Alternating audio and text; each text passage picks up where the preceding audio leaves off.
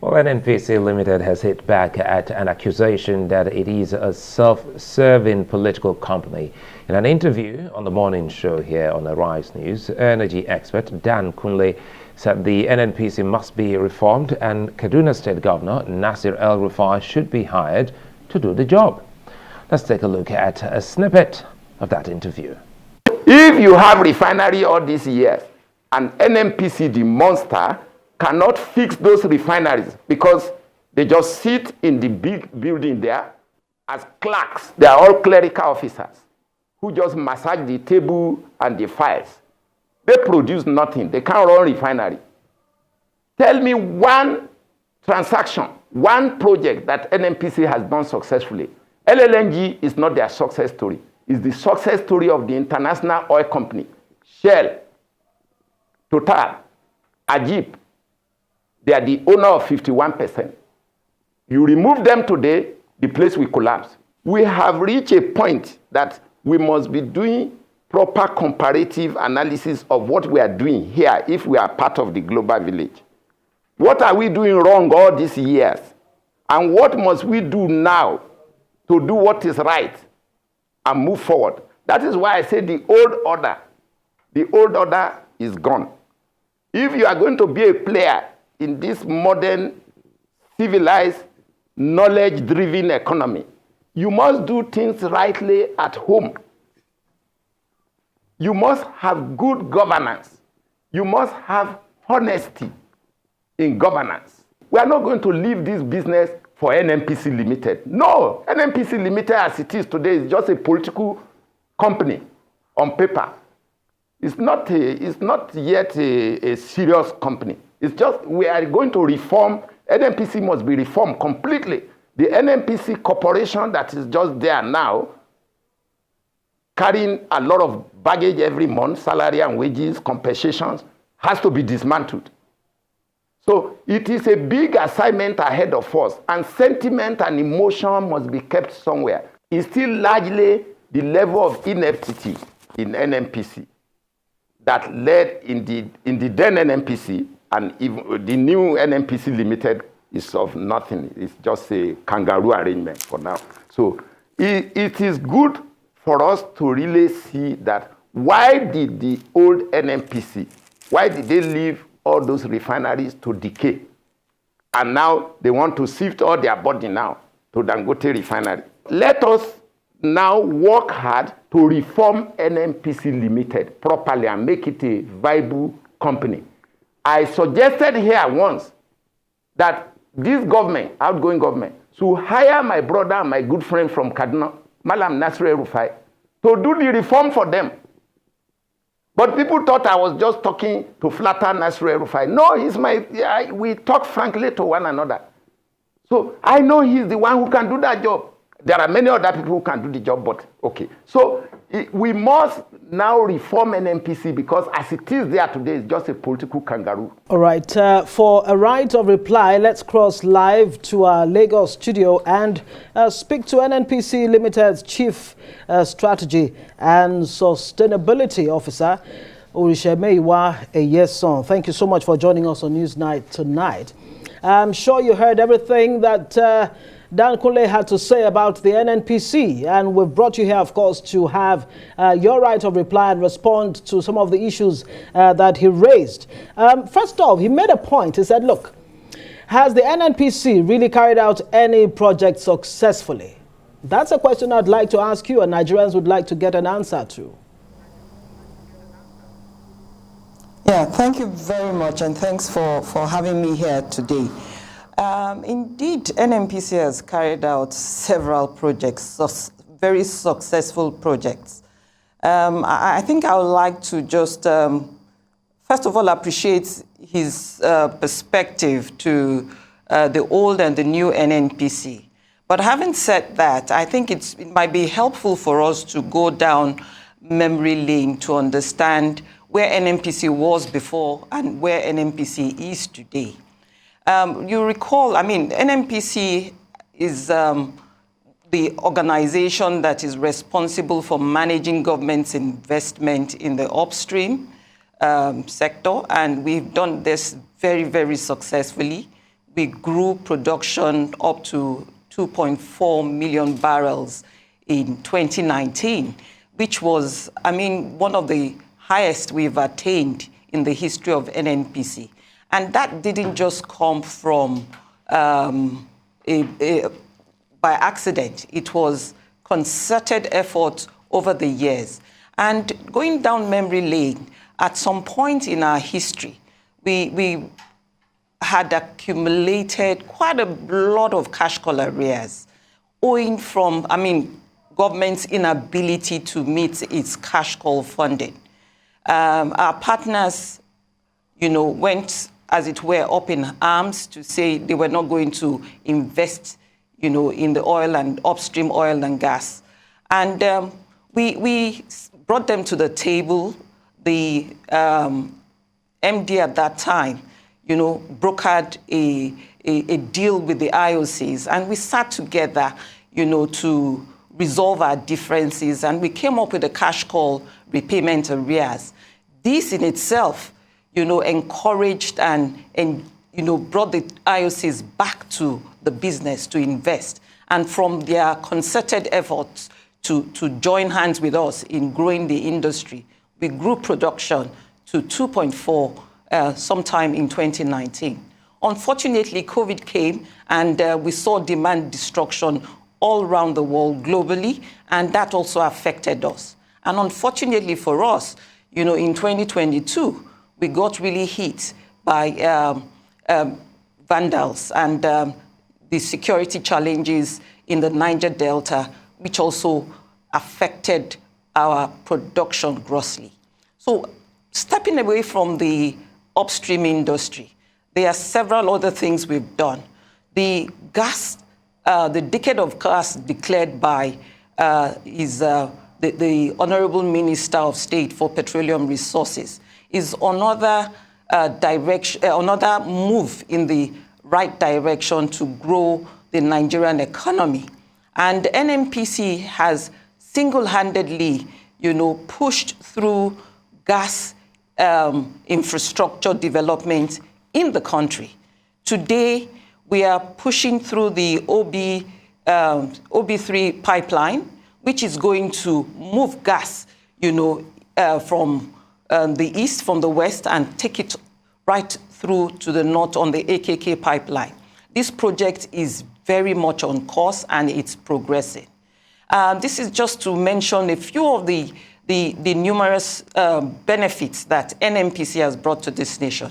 You will agree that without NNPC, you know, the revenues for this nation will be grossly impacted, and we have done all we can to ensure that the government gets its fair share. Now, taking the old and the new NNPC, as highlighted by our senior colleague, Dan Kunle, you know, he believes that NNPC is just a kangaroo conjunction. And I will differ with him, you know, in this respect, in the sense that prior to the PIA enactment, and I must, you know, at this junction, really show our sincere appreciation to Mr. President for taking the bold step to enact the PIA. The industry was more or less moving into a comatose state.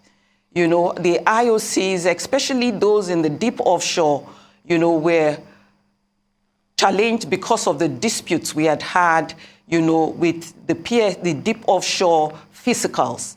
And with the enactment of the PIA, we saw a reversal, you know, of some of those very stringent physicals, you know, for deep offshore. And today, we have the deep offshore contractors showing very, very keen interest and actually coming to the table to discuss with us their forward plans to, you know, open up the deep offshore terrain where we have huge gas resources.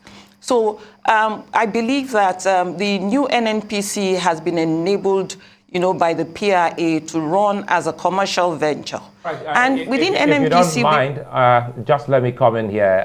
I'm quite sure the background is well established already. Quickly here, let's see how we can make this make more sense to the ordinary Nigerian. And some of the key things Nigerians will want to know about is, for instance, the refineries.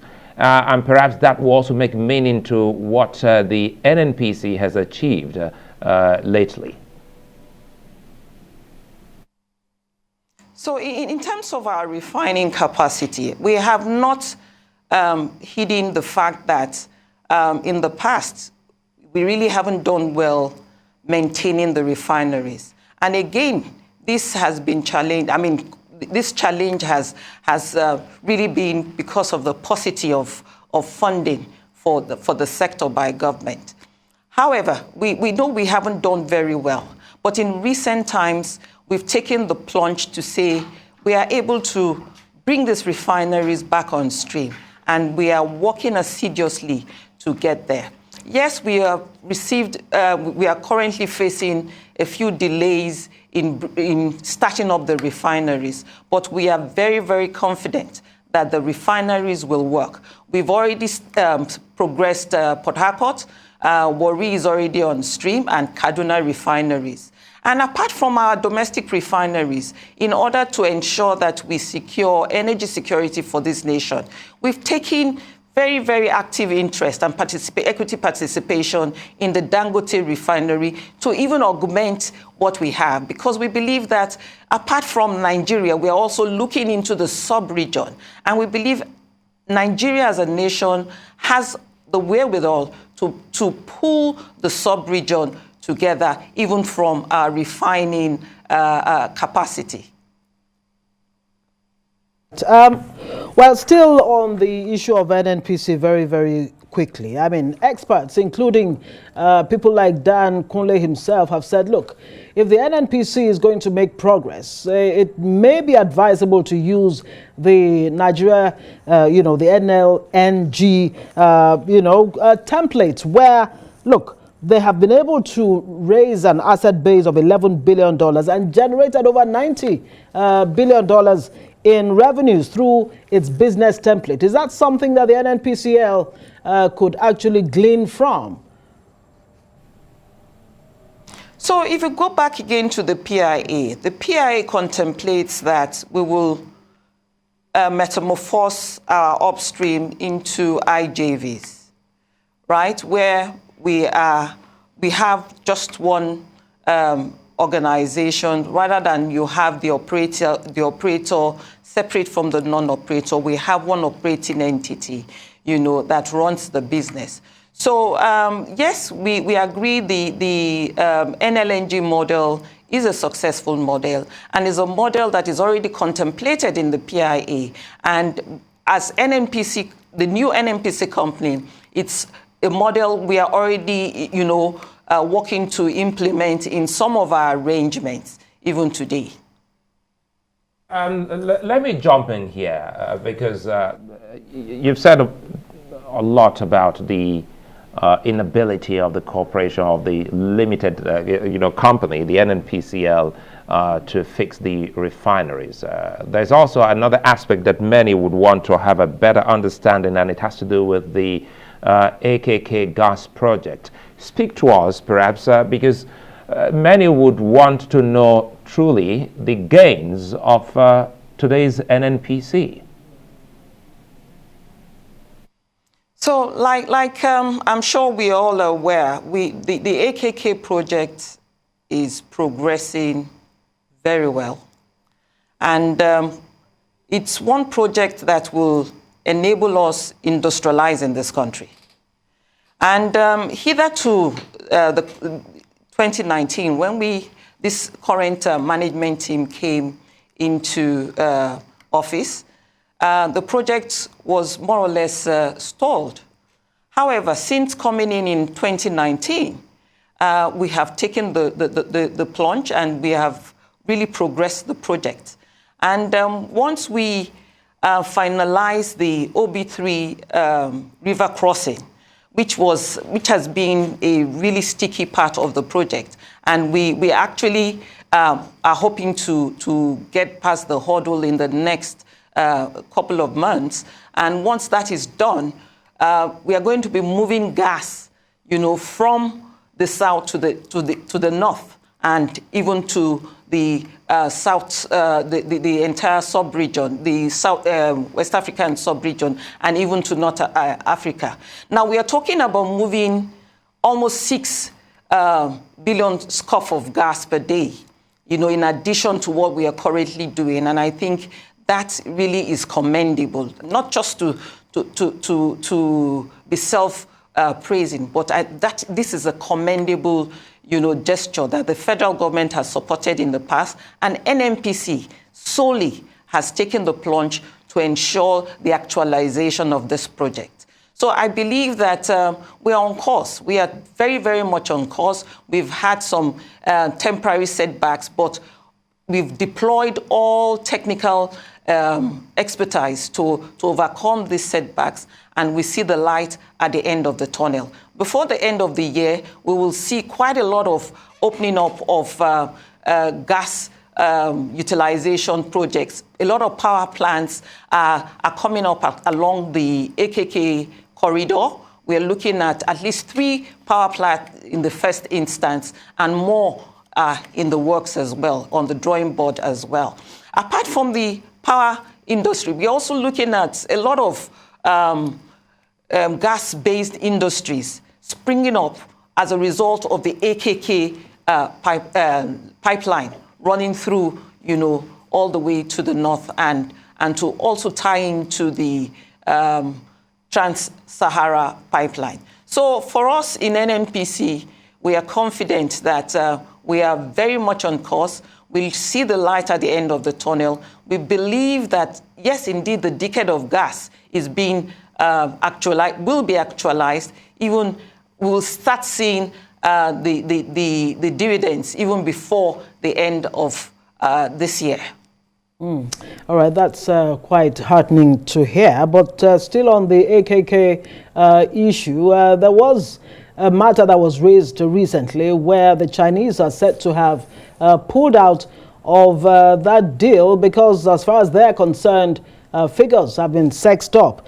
Maybe you want to, very quickly talk about that and your very laudable project, the expansion of retail business with the acquisition of the OVH and the growth in market share and footprint in the West Africa sub-region. You want to explain to us more what that is about? Yeah. So again, one of the things NNPC is really focused on right now is to expand our footprint, not only in Nigeria, but outside Nigeria, because we believe that we hold the ace to the sub-region's development. We believe we have the resources. We believe we also have, the market even to expand, to enable the entire West African sub-region as well. So for us, we looked at the struggles we had in growing the retail market. As a major oil producer, we struggled, unfortunately, we struggled with growing our market share. And therefore, that led to our taking the decision to acquire, OVH. OVH was a very good, we felt was a very, very good deal. And today, we have grown our market share, not only by virtue of the acquisition, but by virtue of the synergy that we have brought to the table. Today, we operate in 2 other countries apart from Nigeria, and we are looking towards even expanding our footprint even beyond those 2 countries. Now, with the Dangote Refinery and our equity participation in the Dangote Refinery, it's also an enabler, to achieving and actualizing our vision of expanding our footprints, across the sub-region. We see Nigeria as a major game changer for the sub-region. Today, the issue of sustainability, energy transition is being, held at very, very high quarters. I think we're really out of time, but again, it would seem as if perhaps you didn't get what Ngozi. If we can do this in about 30 seconds, the Chinese pullout, time for you to make clear what that was about, if you will. Oh, okay, sorry, I missed that point. I thought the point was on the expansion. Yes, the Chinese pulled out of the project, you know, and we started the project with their partnership, in partnership with them. They pulled out of the project, but regardless of that, we have continued with the project. We've been able to raise our own funds to progress the project, and I think this is very, very commendable, you know, for NNPC. I believe we're still discussing with other investors to see how we can continue to expand, you know, and deliver on the decade of gas. Well, no doubt. I really hope we have the time. We'll hope to have you back again so that we can expatiate and talk more about the developments at the NNPC. The Chief Strategy and Sustainability Officer, Orishe Meyiwa Eyesan. Many thanks for speaking with us tonight on Newsline.